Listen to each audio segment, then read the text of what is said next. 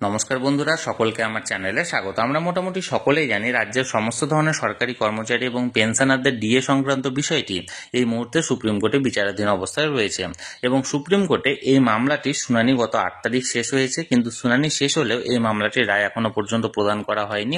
এই ডিএ কেসের রায়টিকে রিজার্ভ রাখা হয়েছে। এখন সুপ্রিম কোর্টে এই ডিএ সংক্রান্ত অর্থাৎ ডিএ মামলা সংক্রান্ত একটি অত্যন্ত গুরুত্বপূর্ণ খবর সামনে এসেছে। কি সেই খবরে কি বলা হয়েছে সকল কিছু আজকের ভিডিওতে বিস্তারিতভাবে আলোচনা করব।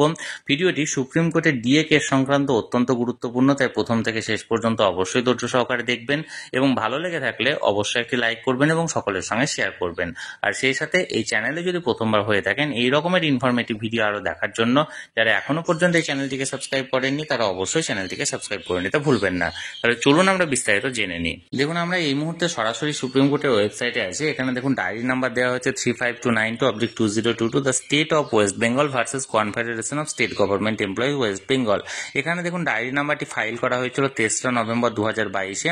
এবার কেস ডিটেলস দেখুন, স্পেশাল লিভ পিটিশন অর্থাৎ এসএলপি করা হয়েছিল, সিএনআর নাম্বার দেওয়া হয়েছে।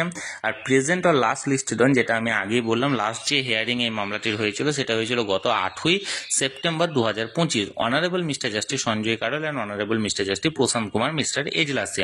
এবার স্ট্যাটাসটা দেখুন, এখানে পেন্ডিং দেখাচ্ছে।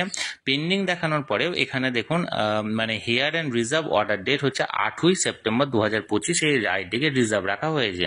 এখন এই ডিএ মামলা সংক্রান্ত সুপ্রিম কোর্ট থেকে যে খবরটি সামনে এসেছে সে খবরটি হলো, বেশ কিছুদিন ধরে বিভিন্ন রকমের উৎসবের কারণে সুপ্রিম কোর্টে ছুটি ছিল, অর্থাৎ সুপ্রিম কোর্টে হলিডে ছিল, কিন্তু বর্তমানে দীপাবলির পরে এবং ছট পুজো শেষ হয়ে যাওয়ার পরে সুপ্রিম কোর্টটি ওপেন হতে চলেছে এবং খুব সম্ভবত মনে করা হচ্ছে যে সুপ্রিম কোর্টে আগামী সপ্তাহে এই ডিএ মামলাটি উঠতে পারে। এখন দেখার বিষয় যে কি হতে চলেছে এবং তার সাথে সাথে এখানেও আরো একটি বিষয়, এখানে আপনারা যে রেড মার্কগুলি করা হয়েছে সেখানে লক্ষ্য করলে দেখতে পাবেন যে এখানে যে হিয়ারিং অর্থাৎ মূল যে ডিএ মামলা সেটির পাশাপাশিও দেখুন এখানে প্রথম যে নাম্বারটি দেখুন 35252/2025 কন্টেম্প পিটিশন একটা, তারপর সেকেন্ডটা দেখুন 39626/2025 ওইটাও একটা কন্টেম্প পিটিশন এবং তারপরেরটা দেখুন 41566/2025 এটাও একটা কন্টেম্প পিটিশন।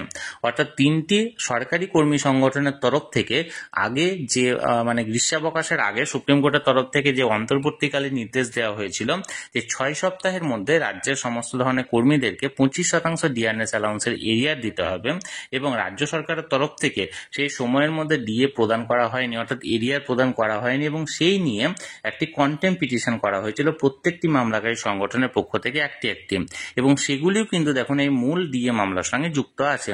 অর্থাৎ এখানে মূল ডিএ মামলার পাশাপাশি 3টি কর্মী সংগঠনের পক্ষ থেকে করা 3টি কন্টেম্প পিটিশন এবং যুক্ত আছে এবং সব থেকে বড় ব্যাপার হলো উৎসবের যে আবহাওয়া, সেই উৎসবের আবহাওয়াটি এই মুহূর্তে শেষ হচ্ছে এবং এখন দেখার বিষয় যে এই মামলাটি আগামী কবে উঠছে এবং উঠলে এই মামলাটির কি রায় দেওয়া হয়। আমি সবসময় চোখ রেখেছি যে কোনো আপডেট আসা মাত্রই তৎক্ষণাৎ সেটা ভিডিওর মাধ্যমে আপনাদের সঙ্গে শেয়ার করে দেবো। তাই যারা যারা এখনো পর্যন্ত চ্যানেলটির সঙ্গে যুক্ত নেই অবশ্যই চ্যানেলটিকে সাবস্ক্রাইব করে চ্যানেলটির সঙ্গে যুক্ত হয়ে যান। আর এই ভিডিওটি ভালো লেগে থাকলে অবশ্যই একটি লাইক করুন এবং সকলের সঙ্গে শেয়ার করুন আর অবশ্যই চ্যানেলটিকে সাবস্ক্রাইব করুন।